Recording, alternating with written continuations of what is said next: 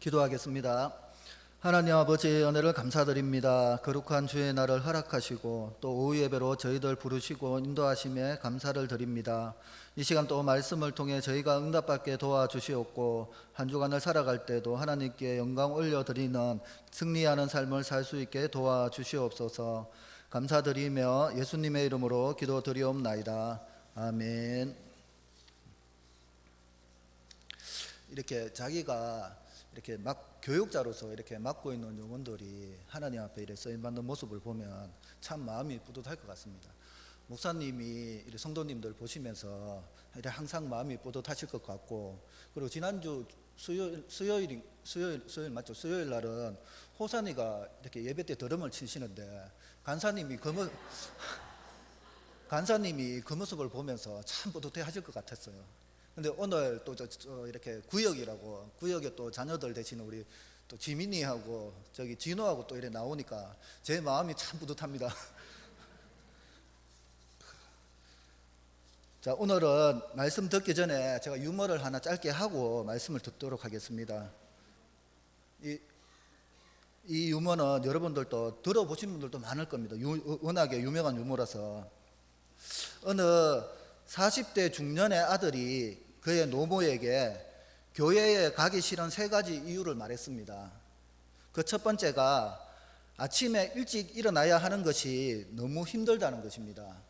그리고 두 번째는 성가대 대원들이 자주 음을 틀려 마음이 아프다고 이야기를 합니다.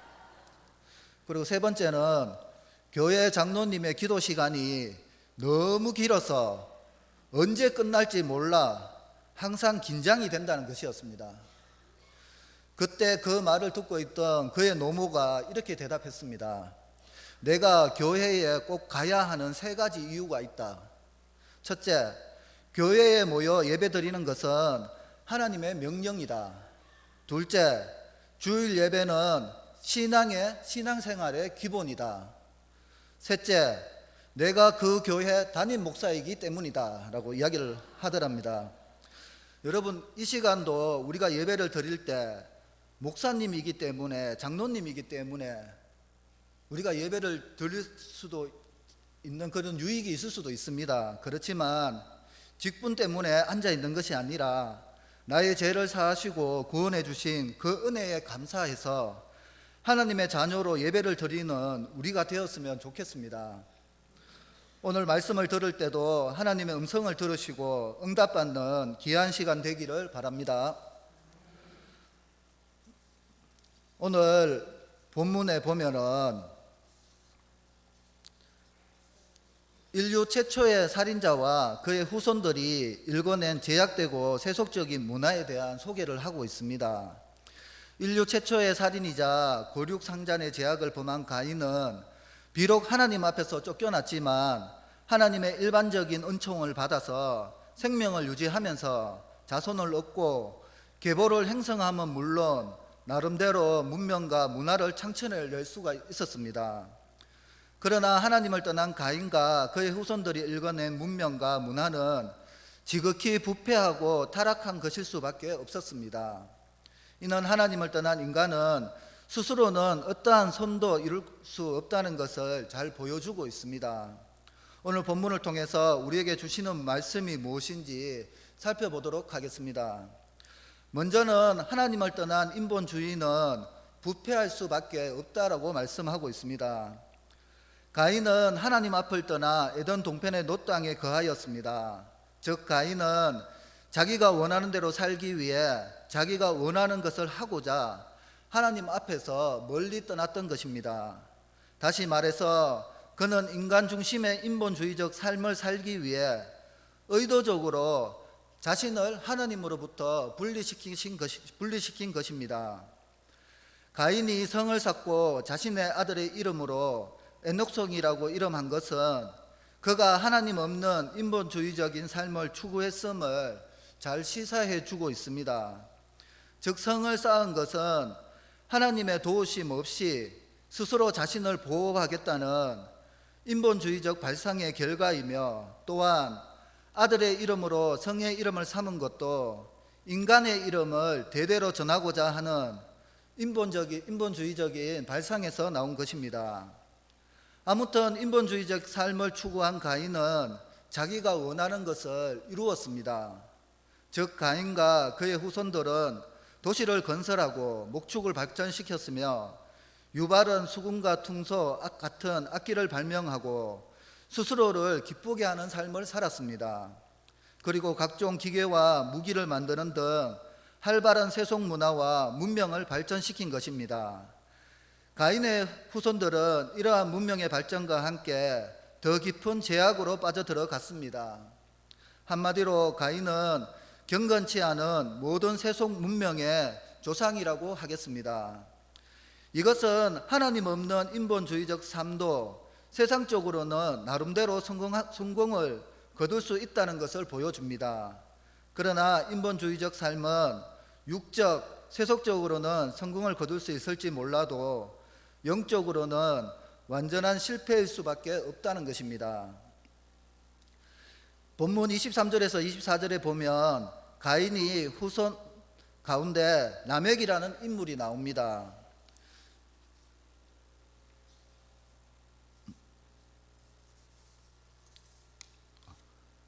그는 가인의 6대손으로 세속 문명의 발전에 결정적 기여를 한 인물입니다.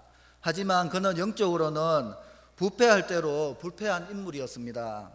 즉 그는 성욕의 노예가 되어 인류 최초로 하나님이 제정하신 신성한 일부 일처의 결혼 제도를 파괴하고 최초로 2명의 아내를 두는 죄를 범했을 뿐만 아니라 다른 사람이 자신에게 가벼운 상처만 입혀도 상대방을 죽여 복수하는 무자비한 제약된 삶을 살았던 것입니다.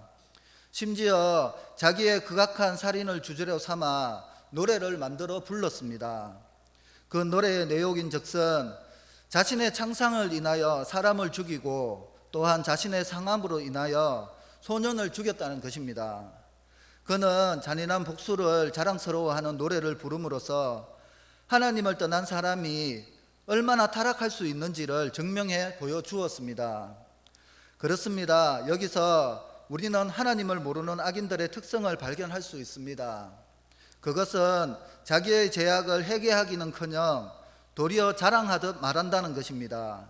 사실 자신을 다치게 한 사람을 죽인 라멕의 살인 행위는 생명의 주이신 하나님을 무시하는 행위일 뿐만 아니라 도덕적으로도 용서받지 못할 엄청난 죄악이라는 것입니다.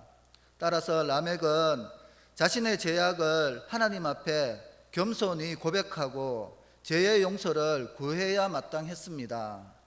그러나 하나님을 떠난 가인의 후예였던 라멕은 철저하게 부패하고 타락하여 자신의 행위가 얼마나 큰 죄악인지 알지 못하고 회개하기는커녕 도리어 아내들 앞에서 자랑하듯 자신의 악한 행위를 노래한 것입니다. 이처럼 하나님을 떠난 가인과 그 후손들은 더러운 욕망과 폭력에 오염된 인간 중심의 문화를 만들어냈습니다. 그리고 이것은 오늘날에도 동일한 모습으로 우리의 삶을 지배하고 있습니다. 사람들은 하나님과 상관없이 살면서 하나님 대신 재물이 자기를 지켜주리라 믿으며 물질을 추구하며 살아갑니다. 이들은 돈이야말로 안정과 쾌락을 준다고 굳게 믿고 있습니다. 정말로 하나님을 떠난 인본주의적인 삶은 필연적으로 부패할 수밖에 없습니다. 그것은 인간은 누구든지 다 죄에 오염되어 스스로는 어떠한 선도 행할 수 없기 때문입니다. 그리고 그처럼 부패한 삶은 결국 공의로우신 하나님의 진노를 일으켜 저주와 멸망을 자초하게 됩니다. 노아 대홍수 심판은 인본주의적인 삶을 통해 부패한 자들의 결국이 무엇인지 우리에게 너무나도 분명하게 보여주고 있습니다. 그러므로 우리는 하나님을 떠나 자기 중심적인 인본주의적인 삶을 살아가서는 안 되겠습니다. 특별히 세속주의적인 인본주의가 판치는 오늘날 우리의 삶 속에 과연 저급한 세속 가치가 아니라 하나님이 그 중심에 자리 잡고 있는지 스스로 돌아보아야겠습니다.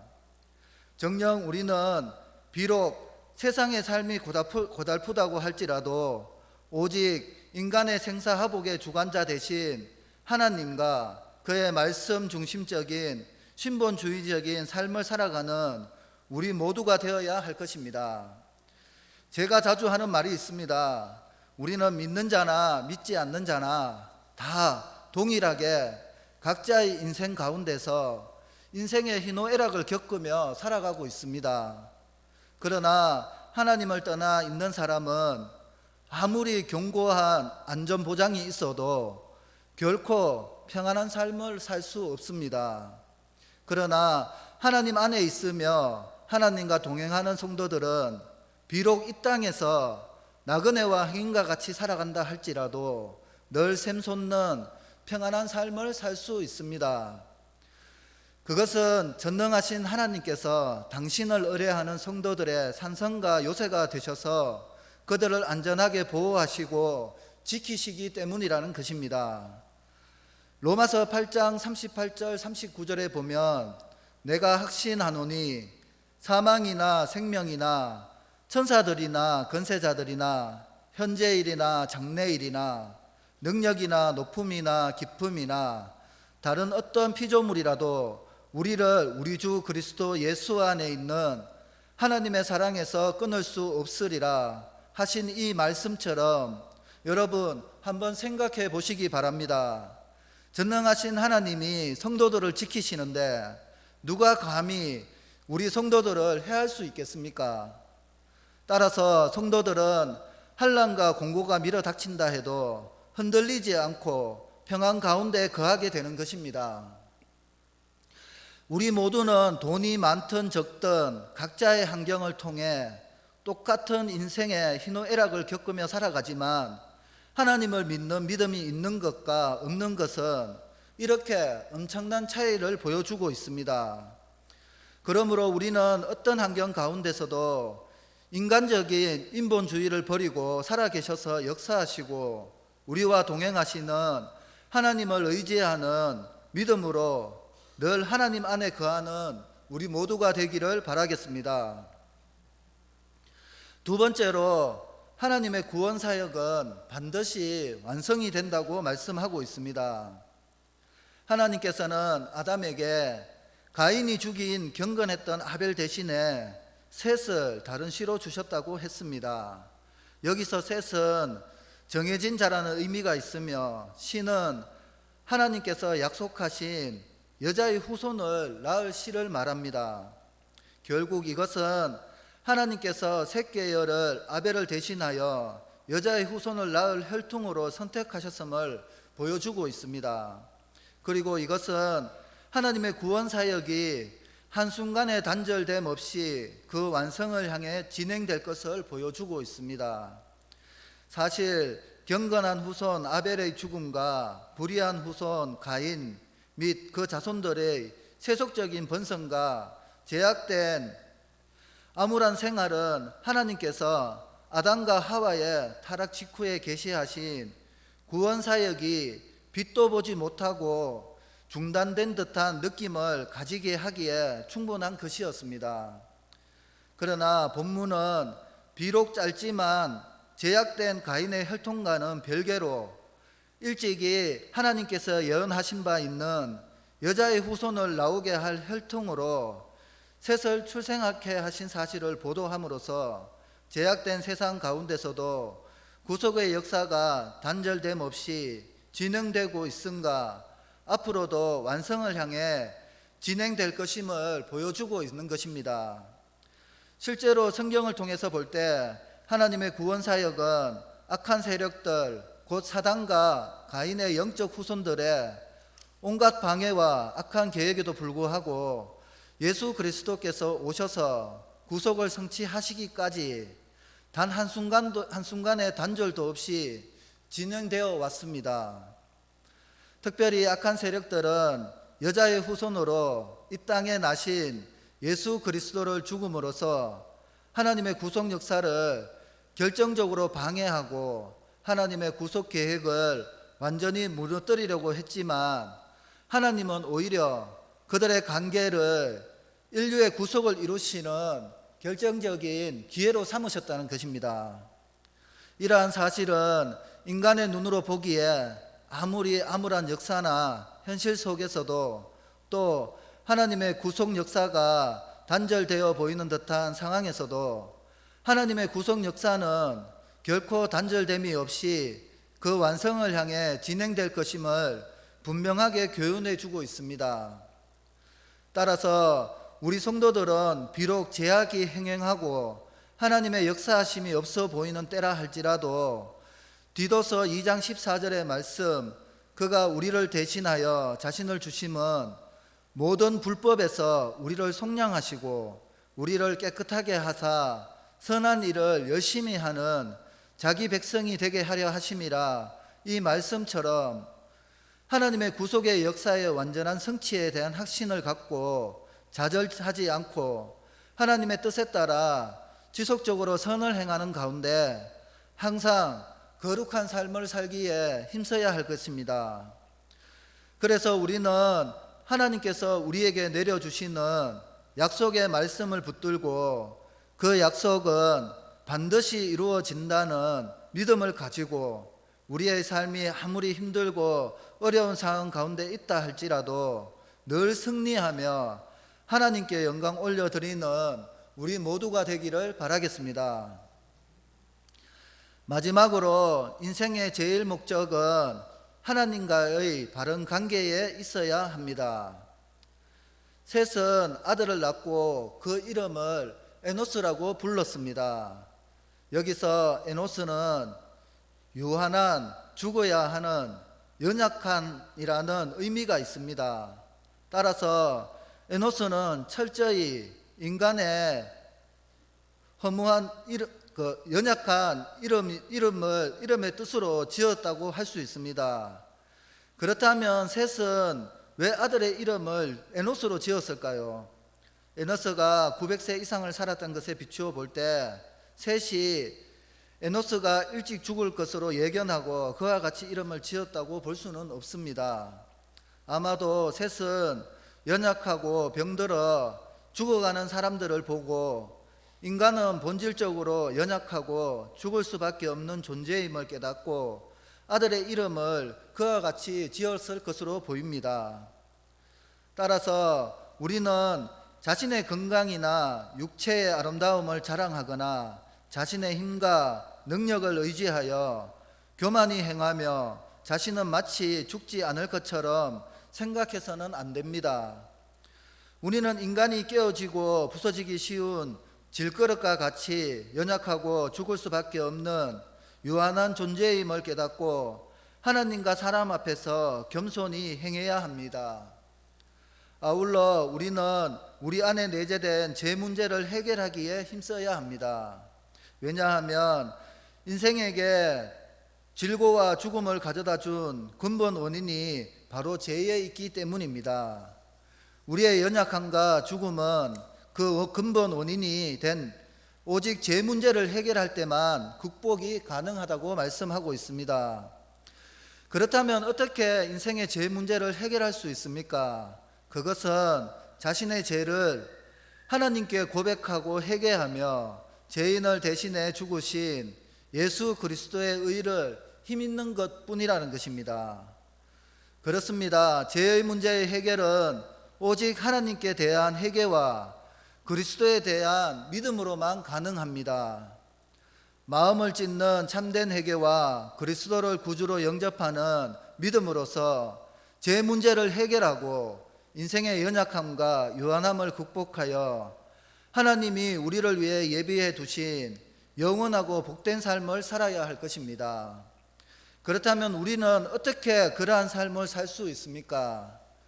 히브리서 4장 15절에서 16절에 보면 우리에게 있는 대제사장은 우리의 연약함을 동정하지 못하실 리가 아니요 오직 모든 일에 우리와 똑같이 시험을 받으신 이로되 죄는 없으시느니라. 그러므로 우리는 긍휼하심을 받고 때를 따라 돕는 은혜를 얻기 위하여 은혜의 보좌 앞에 담대히 나아갈 것이니라고 말씀하는 것처럼 우리는 은혜를 얻기 위하여 은혜의 보좌 앞에 담대히 나아가는 저와 우리가 되어야 할 것입니다. 그래서 셋이 에노스를 낳을 때에 사람들이 비로소 여호와의 이름을 불렀다고 했습니다. 여기서 여호와의 이름을 불렀다는 말은 단순히 하나님의 이름을 불렀다라는 의미가 아니라 기도와 감사와 찬양이 있는 공식적인 예배를 하나님께 드렸음을 의미합니다. 따라서 이는 결국 셋에 의해 하나님께 대한 공식 예배가 시작되었음을 시사해 주고 있습니다. 그렇습니다. 가인 계열의 사람들이 하나님 없이 도시를 건설하며 악기를 개발하고 각종 기계와 무기를 제작하는 등 세속 문명을 화려하게 발전시켜 나갈 때 셋 계열의 사람들은 그저 농사나 목축에 종사하면서 무엇보다도 하나님과의 관계 회복에 힘쓴 것입니다. 그는 형 아벨의 죽음이라는 가정의 비극을 들으면서 인간의 한계와 연약함을 깊이 통감했을 것입니다. 그래서 그는 오로지 하나님만을 전적으로 신뢰하고 오롯이 의지했을 것입니다. 한편 가인 계열의 사람들이 하나님 없이 살면서 세속 문명을 화려하게 발전시킨 반면 셋 계열의 사람들이 하나님과 교제하는 삶을 살면서도 가인 계열 사람들에 비해 문명을 발전시키지 못한 사실은 어떻게 보면 하나님 없는 삶이 더 복되고 나은 것처럼 비춰질 수도 있습니다. 그러나 여러분, 과연 그렇습니까? 절대로 그렇지 않다는 것을 우리는 이미 알고 있습니다. 왜냐하면 하나님 없이 산 가인 계열의 사람들의 그 마지막 결국을 한번 보십시오. 과연 그들이 끝까지 화려하고 복된 삶을 살았습니까? 그렇지 않다고 성경이 분명히 증거하고 있습니다. 가인 계열의 족보는 16절, 24절 이외에는 어디에도 다시는 나타나지 않는다는 것입니다. 이것이 무엇을 의미합니까? 이것은 그들의 결국이 족보를 기록할 수 없을 정도로 비극적이며 그 혈통이 단절되었음을 의미하는 것입니다. 사실 가인 계열 사람들은 노아 홍수 당시 모두 멸절하여 그 혈통이 단절되고 말았습니다. 반면 셋 계열을 한번 보시기 바랍니다. 셋 계열은 다음 5장에서 그 족보가 세세히 언급되고 있습니다. 이것은 셋 계열의 시작이 처음에는 미미했어도 그 결국이 창성했음을 시사해 주고 있습니다. 또한 셋 계열은 가인 계열과 마찬가지로 대다수의 사람이 타락하여 하나님으로부터 홍수 심판을 당하는 와중에서도 노아만큼은 그 생명이 보존되어 혈통을 이어나가면 물론 그 씨에서 여자의 후손 곧 그리스도께서 남으로써 구원의 소망까지 가질 수 있게 되었습니다. 이러한 사실은 우리에게 인생이 추구할 제일 목적은 세상에서 많은 업적을 남기는 것이 아니라 절대자로서 인생의 생사화복을 주관하시는 하나님과의 관계를 바로 정립되어야 함을 가르쳐주고 있습니다. 마태복음 6장 33절에 그런즉 너희는 먼저 그의 나라와 그의 의를 구하라. 그리하면 이 모든 것을 너희에게 더하시리라. 이 말씀처럼 하나님의 나라와 그의 의를 먼저 구하는 우리가 되어야 할 것입니다. 무엇을 하든지 먼저 하나님과의 바른 관계를 만들어 가는데 힘을 쏟아야 합니다. 그러기 위해서는 우리는 우리의 삶 가운데 예배를 중심으로 살아가는 우리 모두가 되어야 할 것입니다. 그래야 할 때 우리는 하나님과 바른 관계 속에서 늘 하나님을 의지하고 하나님 뜻대로 살려고 노력하게 될 것입니다. 우리 모두는 시편 143편 8절에 아침에 나로 하여금 주의 인자한 말씀을 듣게 하소서. 내가 주를 의뢰함이니이다.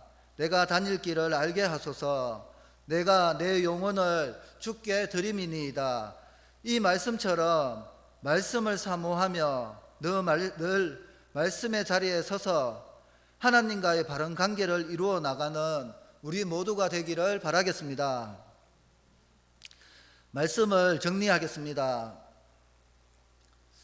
오늘 또 지난주에 이어서 예배를 좀 일찍 마치게 될 것 같은데, 제가 지난주에 저희 집사람한테 한 번씩 이렇게 오늘 예배가 어땠냐고 물어보거든요.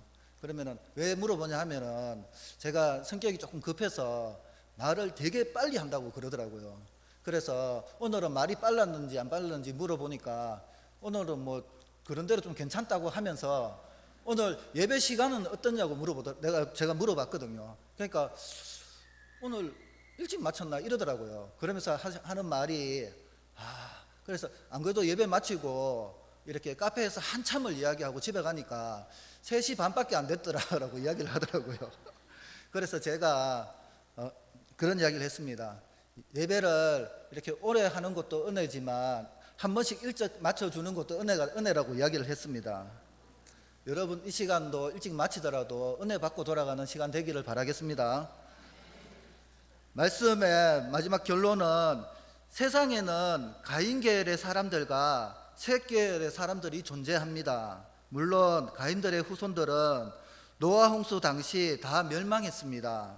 그러나 그의 길을 걷는 그의 영적 후손들은 오늘날에도 여전히 경건한 셋의 후손들과 함께 이 세상의 가인의 2대 계열을 형성하고 있습니다.